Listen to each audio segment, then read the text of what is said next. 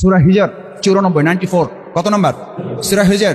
রাসূল সাল্লাল্লাহু আলাইহি সাল্লামকে যখন এই আয়াত নাজিল করে বলে দেওয়া হলো ফাসদা বিমা তুমারু ওয়া আরিদ আনিল মুশরিকিন, আমাকে অনেকে মাঝে মধ্যে বলে যে মাসুদ কথা একটু আস্তে বললে ভালো শোনা যায় আর কি। তা আমি তখন দুটো জিনিসকে সামনে রাখি। এই আয়াতটা আমার জন্য একটা দলিল। কোন সময়, কোন রাজত্বে? আনিল মুশরিকিন, ওয়ারিদ আনিল মুশরিকিন, মুশরিকদের রাজত্বে, জালিমদের রাজত্বে, কাফিরদের রাজত্বে, জাহেল মুশরিকদের রাজত্বে যখন তুমি অবস্থান করবা, তখন আল্লাহ আল্লাহর দ্বীনের কথা আস্তে না জোরে, কার নির্দেশ? ওয়ারিদ আনিল মুশরিকিন ফাসদা বিমা তুমারু, জোরে সরে আমি যে সত্যের কথা তোমাকে বলতে বলেছি এটা জোরে সরে পরিষ্কার করে স্পষ্টভাবে, এই নাই বিনাইয়া আশপাশ পিটাইয়া কথা বলা ইসলামে অনুমোদন করে না।